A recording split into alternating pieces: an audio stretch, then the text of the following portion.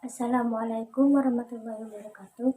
Perkenalkan, nama saya Sendiri Sita dari kelas 12 MIPA 2 absen 33. Assalamualaikum warahmatullahi wabarakatuh. Perkenalkan, nama saya Anissa Stefani Rana Salsabila. Perkenalkan, nama saya Dava Putra Winariandi. Perkenalkan, nama saya Joko Bimantoro. Di sini kami akan melaporkan hasil praktikum biologi. Nomor 7. Permasalahan yang harus Anda jawab berdasarkan data hasil percobaan. A. Berdasarkan hasil pengamatan, apakah perbedaan antara plasmolisis dan deplasmolisis? Yang pertama, berdasarkan definisi.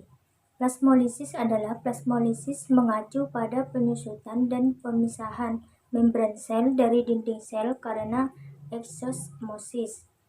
Sedangkan deplasmolisis mengacu pada masuknya air ke dalam sel tumbuhan yang plasmis menyebabkan membran sel kembali ke dinding sel berdasarkan pergerakan air.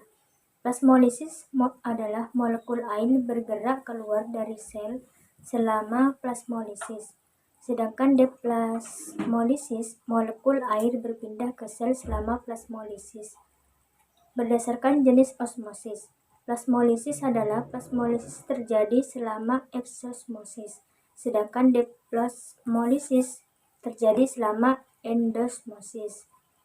Berdasarkan jenis solusi, plasmolisis terjadi ketika sel ditempatkan dalam larutan hipertonik, sedangkan deplasmolisis terjadi ketika sel ditempatkan dalam larutan hipotonik. Berdasarkan konsentrasi terlarut dan lingkungan sekitar. Plasmolisis terjadi ketika konsentrasi zat terlarut dari solusi sekitarnya lebih tinggi daripada sitoplasma. Sedangkan deplasmolisis terjadi ketika konsentrasi zat terlarut dari larutan sekitarnya kurang dari sitoplasma. Berdasarkan potensi air, plasmolisis terjadi ketika potensi air dari solusi sekitarnya kurang dari sitoplasma. Sedangkan deplasmolisis terjadi ketika potensi air dari larutan sekitarnya lebih tinggi daripada sitoplasma. Berdasarkan hasil plasmolisis, sel-sel dapat menyusut karena plasmolisis. Sedangkan deplasmolisis, sel-sel mungkin membengkak karena deplasmolisis. Berdasarkan tekanan osmotik plasmolisis, tekanan osmotik sel sangat rendah dalam plasmolisis. Sedangkan deplasmolisis, tekanan osmotik sel tinggi dalam deplasmolisis. Yang B. Apakah perbedaan antara larutan hipertonis, hipotonis, dan isotonis? Jawabannya, hipotonis adalah larutan yang konsentrasi zat terlarutnya lebih rendah daripada cairan dalam sel. Hipertonis adalah larutan yang konsentrasi zat terlarutnya lebih tinggi daripada cairan di dalam sel.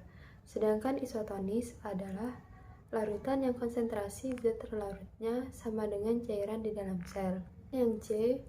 Berdasarkan hasil pengamatan pada konsentrasi NaCl, manakah sel yang mengalami turgid? Jawabannya, turgid adalah kondisi di mana sel membengkak namun tidak sampai pecah. Kondisi ini terjadi pada sel tumbuhan yang direndam dalam larutan hipotonis. Pada percobaan, sel mengalami turgid pada larutan NaCl 0,1%. Terlihat jelas perbedaan gambar sel setelah diberi larutan NaCl dengan konsentrasi 0,1% hanya mengalami pembengkakan, namun tidak pecah, karena sel tumbuhan mempunyai dinding sel Dan membran. Dari hasil pengamatan yang kami lakukan, sel yang mengalami plasmolisis terdapat pada konsentrasi larutan NaCl 0,90%, 1,80%, 3,60%, 7,20%. Karena konsentrasi kehilangan air dan juga tekanan tinggi hipertonik, sel tumbuhan akan kehilangan air dan juga tertekan turgor, menyebabkan sel tumbuhan lemah. Tumbuhan dengan sel dalam kondisi seperti ini layu. Kehilangan air lebih banyak akan menyebabkan terjadinya plasmolisis. Kesimpulan. 1. Plasmolisis adalah peristiwa terlepasnya protoplasma dari dinding sel karena sel berada dalam larutan hipertonik terhadap sitoplasmanya, sehingga air dalam sel akan berdifusi keluar dan membuat sitoplasmanya mengerut dan membran sel atau selaput seakan terlepas dari dinding sel. 2. Deplasmolisis adalah peristiwa pecahnya sitoplasma sel karena berada dalam cairan yang hipotonis, sehingga air akan masuk ke dalam sel dan membuat sitoplasma akan mengembang sampai akhirnya sel tersebut pecah.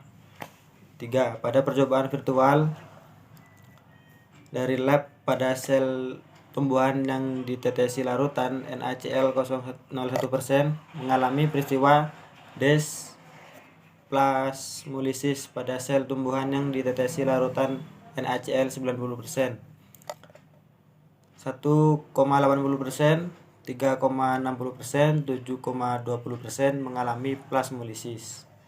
Sekian dari kelompok kami, kurang lebihnya mohon maaf. Wassalamualaikum warahmatullahi wabarakatuh.